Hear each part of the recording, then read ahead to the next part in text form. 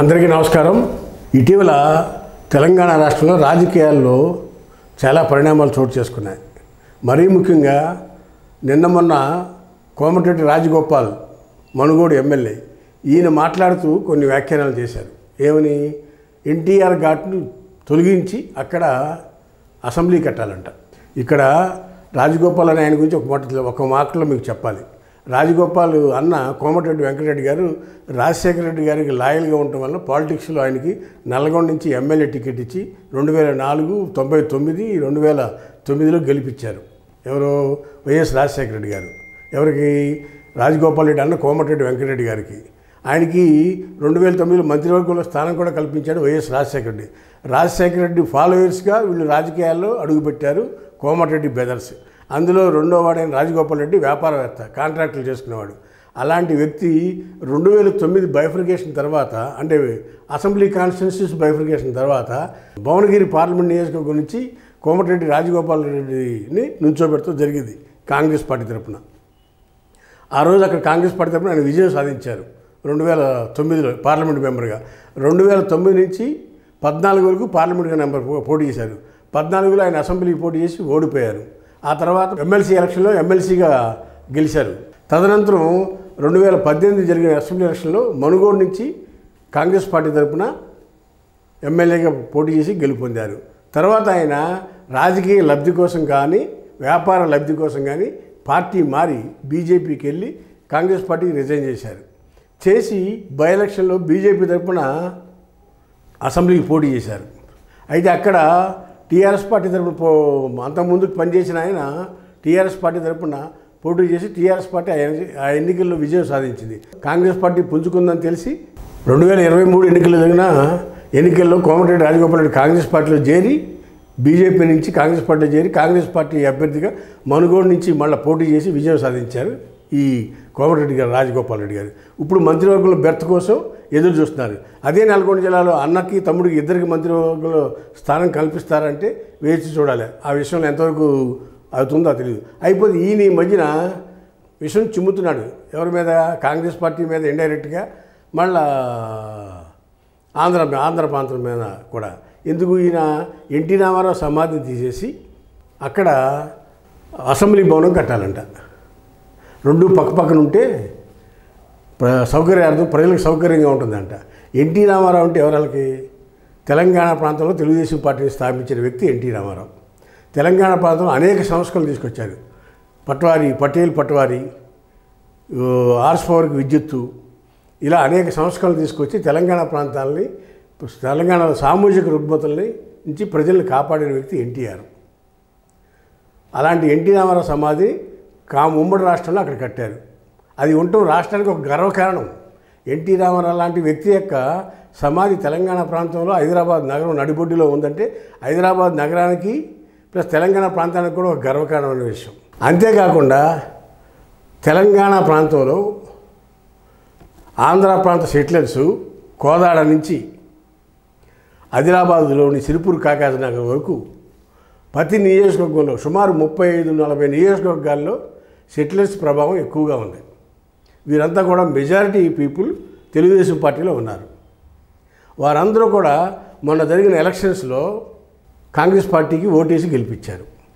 అయితే ఇక్కడ ఒక విషయం, తెలుగుదేశం పార్టీని, ఎన్టీ రామారావుని కించపరచాలని ప్రయత్నం చేసిన కేటీ రామారావు గారు ఆయన హార్ష్గా మాట్లాడారని చెప్పి, ఏది చంద్రబాబు నాయుడిని అరెస్ట్ చేస్తే మీరు ఆంధ్రాలో ఉద్యమాలు చేసుకోవాలి కానీ హైదరాబాద్లో ఉద్యమాలు చేస్తారేంటి అని హార్ష్గా మాట్లాడేందుకే 35 నియోజకవర్గాల్లోని ప్రజలంతా కూడా టీఆర్ఎస్ పార్టీకి వ్యతిరేకంగా కాంగ్రెస్ పార్టీకి ఓటేసి పట్టం కట్టించారు.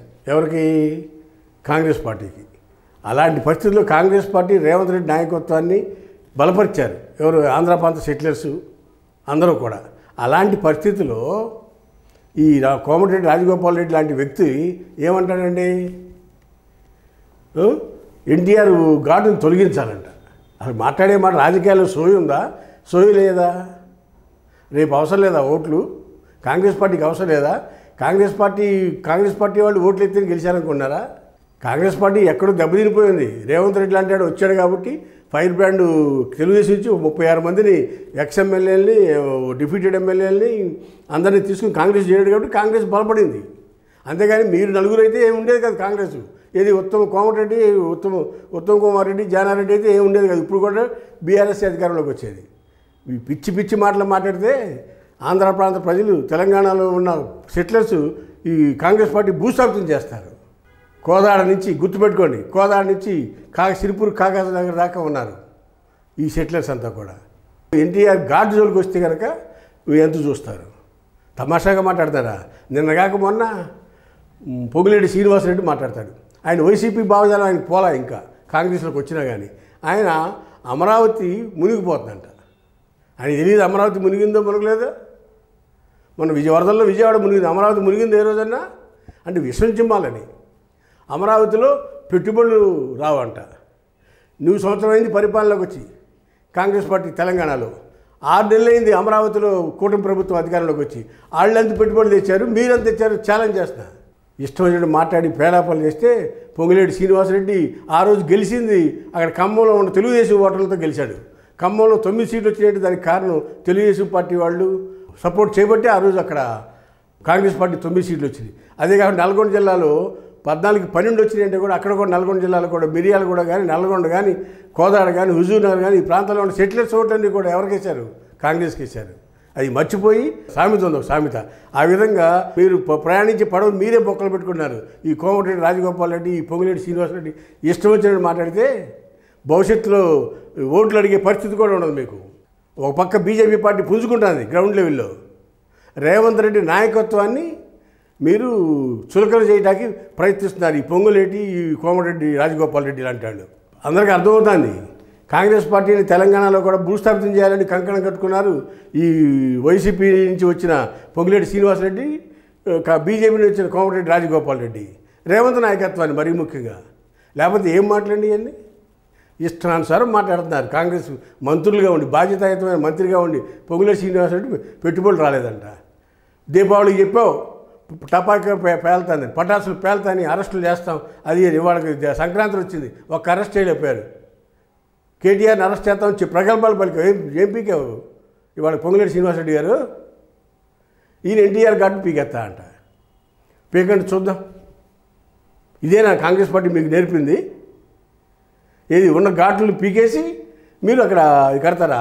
ఉన్న అసెంబ్లీకి సెక్రటరీకి ఎంత దూరం ఉందండి? కిలోమీటర్ ఉంది. ఎన్టీఆర్ గారిని పీకారు, పదే మాట్లాడుతున్నాడు. ఇది పద్ధతి కాదు. రాజకీయాల్లో ఇలాంటి పోకళ్ళు మంచి కాదని ఈ సందర్భంగా మనవి చేస్తా ఉన్నా. హాయ్ ఫ్రెండ్స్, మా ఫ్యూచర్ టుడే ఛానల్ చూస్తున్నందుకు చాలా థ్యాంక్స్. మరిన్ని లేటెస్ట్ వీడియోస్ కోసం వెంటనే సబ్స్క్రైబ్ చేయండి. అలాగే ఈ బెల్ ని కూడా రింగ్ చేసేయండి.